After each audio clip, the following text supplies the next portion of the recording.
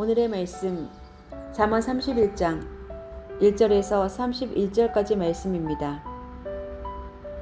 르무엘 왕의 잠언 곧 그의 어머니가 그에게 교훈한 말씀이다.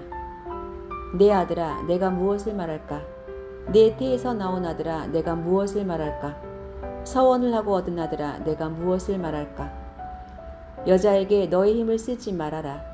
여자는 임금도 망하게 할 수 있으니 여자에게 너의 길을 맡기지 말아라. 르무엘아 임금에게 적합하지 않은 일이 있다.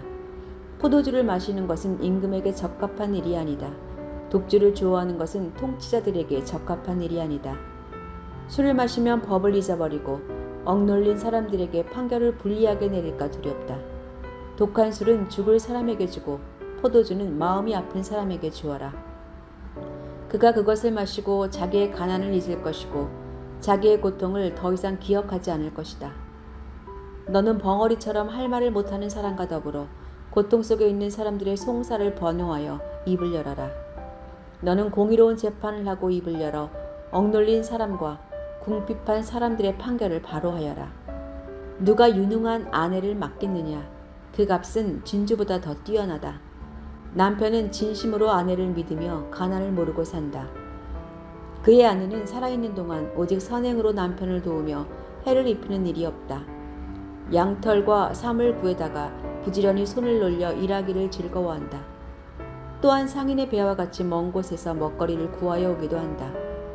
날이 밝기도 전에 일어나서 식구들에게는 음식을 만들어주고 여종들에게는 일을 정하여 맡긴다. 밭을 살 때에는 잘 살펴본 다음에 사들이고 또 자기가 직접 번 돈으로 포도원도 사서 가꾼다. 허리를 단단히 동여매고 억센팔로 일을 한다. 사업이 잘 되어가는 것을 알고 밤에도 등불을 끄지 않는다. 한 손으로는 물레질을 하고 다른 손으로는 실을 탄다. 한 손은 펴서 가난한 사람을 돕고 다른 손은 펴서 궁핍한 사람을 돕는다. 온 식구를 홍색옷으로 따스하게 입히니 눈이 와도 식구들 때문에 걱정하는 일이 없다. 손수 자기의 이부자리를 만들고 고운 모시옷과 자주색 옷을 지어 입는다. 남편은 마을 원로들과 함께 마을 회관을 드나들며 사람들의 존경을 받는다. 그의 아내는 모시로 옷을 지어 팔고 띠를 만들어 상인에게 넘긴다. 자신감과 위엄이 몸에 배어있고 미래에 대한 두려움이 없다. 입만 열면 지혜가 저절로 나오고 혀만 움직이면 상냥한 교훈이 쏟아져 나온다. 집안일을 두루 살펴보고 일하지 않고 얻은 양식은 먹는 법이 없다. 자식들도 모두 일어나서 어머니의 업적을 찬양하고 남편도 아내를 칭찬하여 이르기를 덕을 끼친 여자들은 많이 있으나 당신이 모든 여자 가운데 으뜸이요 한다. 고운 것도 거짓되고 아름다운 것도 헛되지만 주님을 경외하는 여자는 칭찬을 받는다. 아내가 손수 거둔 결실은 아내에게 돌려라. 아내가 이룬 공로는 성문 어기 광장에서 인정받게 하여라.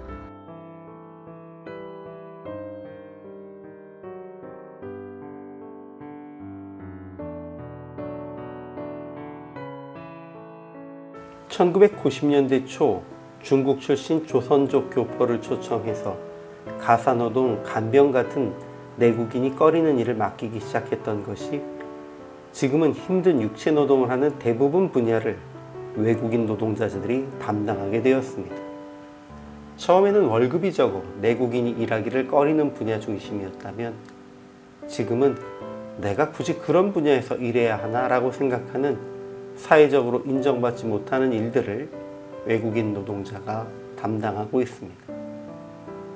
이런 현상은 사회 구성원들이 모두 한 몸이라는 생각보다는 서로 상하관계를 이루는 계층 혹은 신분이라고 생각했기 때문에 벌어진 일입니다.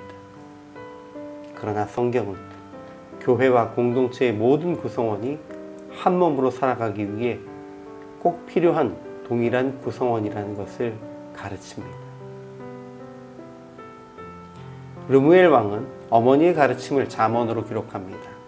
그 어머니는 왕에게 정욕을 멀리하고 굽은 송사로 곤고한 자들, 빈궁한 이들을 고통스럽게 하지 않고 곤고한 자와 궁핍한 자들을 돕기 위해 독주에 취하지 말고 바른 판단력을 유지하라고 가르칩니다.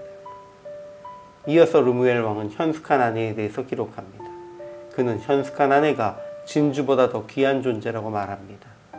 현숙한 아내는 성실과 부지런함으로 집안을 일으키고 그 손을 내밀어 가난한 이들을 돕기도 합니다. 그를 통해서 남편이 존경을 받게 되고 결국 그 자식들의 감사와 남편의 칭찬을 받게 됩니다. 그리고 이런 결과는 그 여인이 여호와를 경외함으로부터 비롯됩니다. 르무엘은 하나님께 속한 자라는 의미입니다. 많은 학자가 르무엘을 고대 근동 지역에 특정할 수 없는 왕이라고 말하지만 또 그만큼 많은 이들이 르무엘을 솔로몬으로 그에게 훈계한 어머니를 우리아의 아내였다가 다윗과 결혼한 밧세바로 받아들이기도 합니다. 그렇다면 밧세바는 솔로몬에게 독주에 취하지 말고 여인의 유혹에도 빠지지 말며 바른 판단력을 유지하라고 가르칠 만한 자격이 없어 보입니다. 스스로 왕을 유혹한 사람이었기 때문입니다.